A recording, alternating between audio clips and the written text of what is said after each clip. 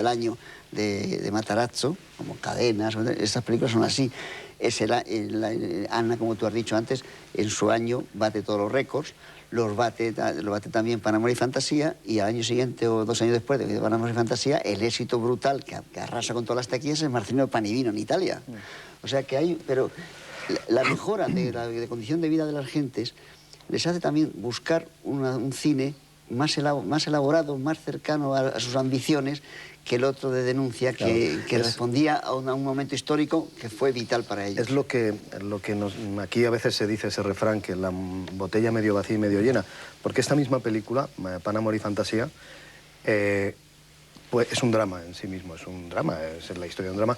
Lo que realmente sorprende es que esas gentes, esas circunstancias, esos paisajes, todo eso, que 3 o 4 años antes dan lugar a una visión completamente distinta, ahora que son las mismas gentes, los mismos problemas, la misma soledad, la misma frustración por no tener, en fin, Pan, Amor y Fantasía, eso se convierte ahora en una botella medio llena, lo que era medio vacía. Es la diferencia entre lo que es la comedia italiana y lo que era la comedia española justo en esos años, es decir, y además hacerlo de una forma cáustica, que no deje de verse, porque en el fondo es una película sobre la escasez.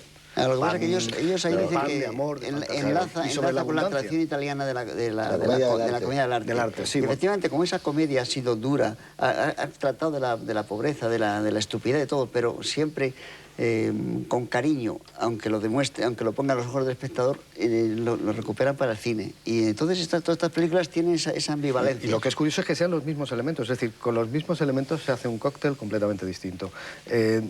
Mismos actores, incluso los actores de fondo, todo ese que era un paisaje neorrealista, tanto de actores como de lugares, ahora... y contando casi la misma historia. Pero tú fíjate, y hablamos no de calidades, sino de diferencias, pero la cercanía de la comedia italiana con la española es que es un vaso comunicante. Había comedias francesas, Papá, Mamá, La Muchacha y Yo. Había comedias estupendas en Inglaterra, sobre todo las de la Ealing, Chantaje, 8 sentencias de muerte, pero eran lejanas, era como otro tipo de cine. En cambio, la comedia italiana, porque nos unía la picaresca del siglo de oro, nos unen otras cosas y todos tú veías aquello, y cualquier actor, Gassman, era muy cercano, mientras que Deep Bogart haciendo aquello de un médico en la familia, que estoy cogiendo películas más o menos de la época, o las películas que empieza a hacer Bourvil.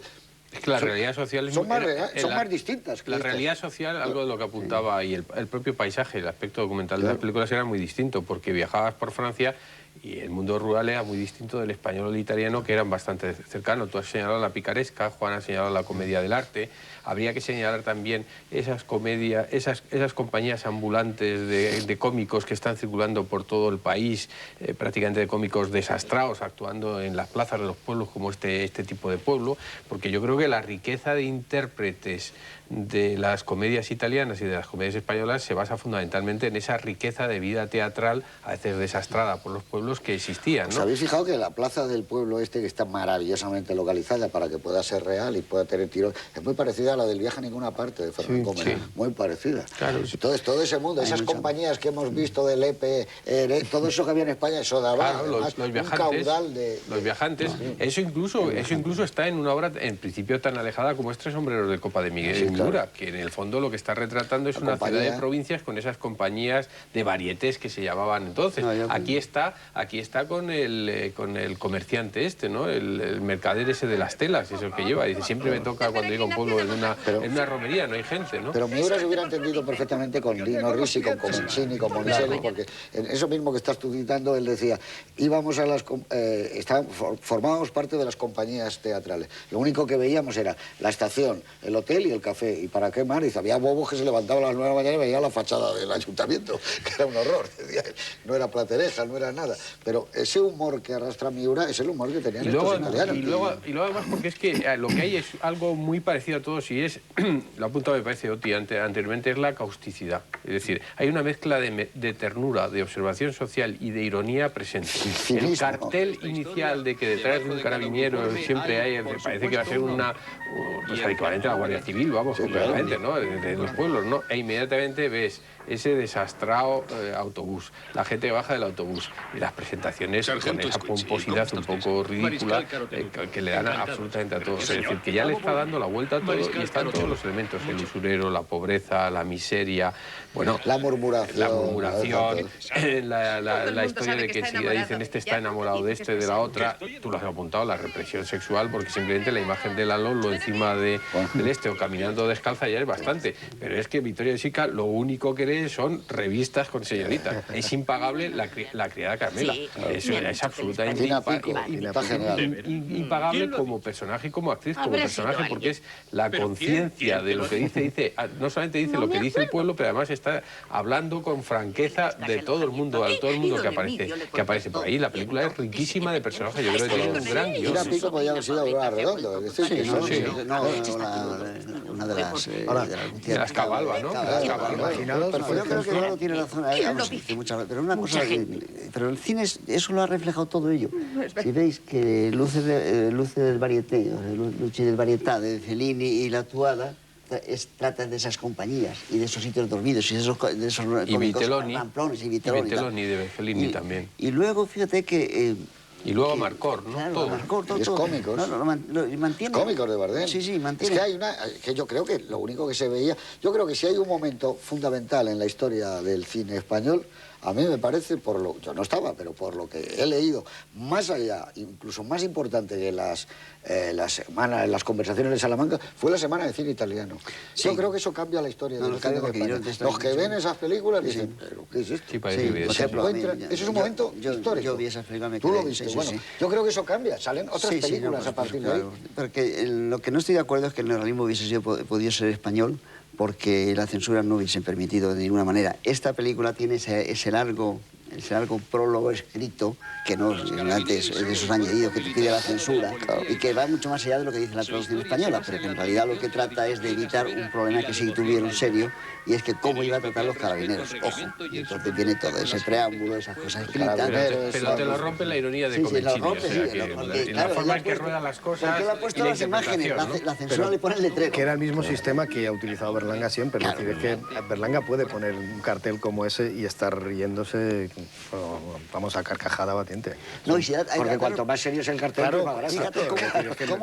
¿Qué más quiere poner? Más calificativo. ¿Cómo sea la censura en ese sentido y las cosas que tuvo que hacer, o sea, ya sobre el guión, que hay una larga escena, está encuadrada entre Oroblida y Vittorio De Sica en la casa de él, donde al fondo está ese letrero que dice fieles por los siglos, que es la divisa de los carabineros. Y no creo que ningún director se haga ese plano con esos dos personajes, con ese letrero, todo el tiempo. Y luego se lo repite a la comadrona en la bicicleta. Y otro caso importante, porque a veces estas cosas en esa época eran muy sutiles. Por ejemplo, el más progresista de todos es el sacerdote. Es el que habla de la desigualdad y de la pobreza. Progreso y miseria, dice desde el primer momento, y es de una lucidez ciertamente notable.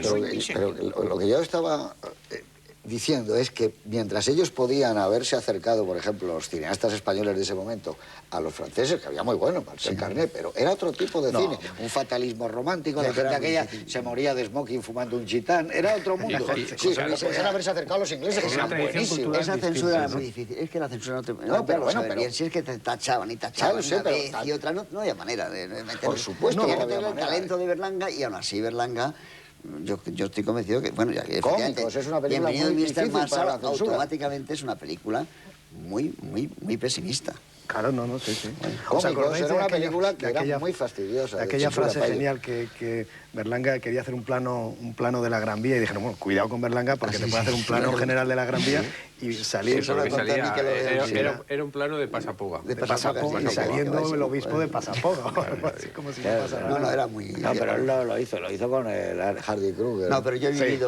La anécdota buena de la censura, que yo la utilicé, vamos, lo he publicado, es Los Jueves Milagro, cuando él, con toda la razón, Luis Berlanga dijo que creía que el censor debía de figurar en los títulos de crédito. Y entonces, una de las frases que yo metí, que lo hizo Juan Diego en You Are the One, es cuando le dijo, ¿usted cree que yo soy un hombre anticuado, Berlanga? Y le voy a decir una cosa, está muy equivocado. Yo he sido el primer cura español que ha llevado reloj de pulsera. que él se quedó helado, ¿verdad? Como que no entendía muy bien. Bueno, pero con alguien que te dice eso, imagínate, Claro, o le metes todos los goles como se los metían también, de otra manera, o era increíble, claro. Muy difícil. El Jueves Milagro yo en ese momento Bueno, ¿sabes? Fue otra trabajaba película. con Berlanga y yo creo, lo tengo como una especie de pesadilla, haber ido a 4 o 5 proyecciones a Madrid Film Y a cambiarlas. a ver los cambios que había, a ver si le habían eliminado tal cosa, a ver si habían puesto tal otra. Yo lo recuerdo, una película que vamos... La gran